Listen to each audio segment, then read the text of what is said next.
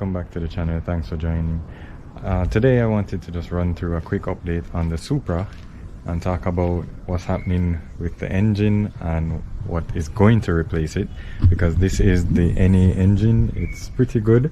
I thought about turbocharging it, but then I decided and came across a GTE engine which has a weird story to it, but more on that later. This is the GTE engine. I got this quite frankly, it was a weird setup. It came out of a van, actually a Toyota Hilux Surf that my friend had a connection to. He called me at 5 a.m. in the morning like, hey, you got to get this, this is a chance of a lifetime to get a GTE engine. So I arranged to get the engine. I actually bought the entire van to get the engine out of it. The van has now been sold, and this is what remains. The engine was a complete engine. I just have dismantled it to this point.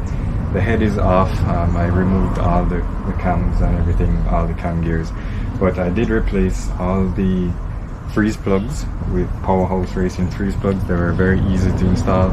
Bit of a pain to get the old ones out. They were all rusted up, full of crud, so it was hard to get them out.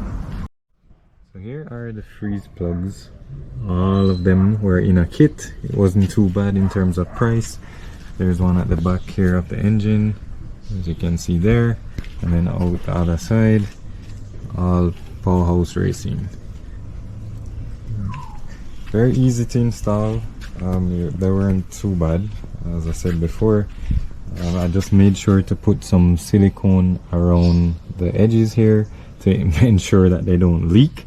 And if I ever need to remove them, they have these screws here where you can put a bolt in and then actually try to yank it out. That's pretty helpful. You can transfer them between different blocks and so on. So they're made of aluminum, so they won't rust, so that's always good in the pursuit of power for these 2JZ engines. Here I have the oil pump for the engine. It is from Exact Racing. If you can see that there, that's their website, exactracing.com. that's XATRACING.com. and this one has been modified to flow more oil as well as help with the oil pressure through the engine. So I'm not going to install this as yet because I'm still waiting on some sealant that is recommended by Real Street Performance. So once I have that, I'll just seal the back and then place it on the engine. So we'll make a video about that, so stay tuned for that. So I hope you can see, but this is the stock crankshaft here. I didn't go with a performance one or anything like that. It's just the stock 2JZ crank. I think that's more than enough for what I am planning to do with the car, trying to make that 700 or 800 horsepower. It should manage that fairly well. But I did change all the bearings to ACL bearings, so all of them were changed, and all the rods were pretty much serviced as well. Everything was changed except the piston. The pistons were in good shape. I just had new oil rings, new piston rings on there, installed those myself. So I'm hoping that everything is good. I followed the manual to the T, so I'm pretty confident they should be okay. So I'm not going to build a head. I'm going to try and have it sent to ModzWorks. They're in Sanford, Florida, and they have done work for me before. I had an Evo 8 4G63 block that they put Darton sleeves in, and they cleaned up the entire block and everything and installed everything that I needed. Ended up selling that block, but that's for another time. So next up, I want to put the oil pump on, and I want to ensure that everything is intact.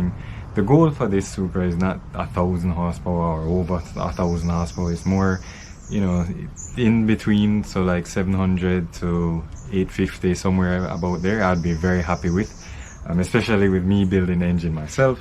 So I am continuing along, just doing it bit by bit. I did manage to spray the entire block in the black color. I went with black. It just looked a lot better to me. So the head will be sent off, the block will stay here, and then we'll continue moving on. So what happens next for the Supra? So I'm on the fence. Should I do the bodywork first, or should I focus on swapping the engine from the GE engine over to the GT engine, get it running? Still on the fence. I think once I take the GE engine out, I think I might want to send it to the body shop, because that's a good time, because everything is out the engine bay. The engine bay can be resprayed. But then on the other side of it, I want to get the GTE engine done and into the car. So tell me in the comments, let me know, what would you do? Would you go body shop first, or would you go to swapping the engine to the GTE engine first? Let me know in the comments, guys, and until next time, drive safe.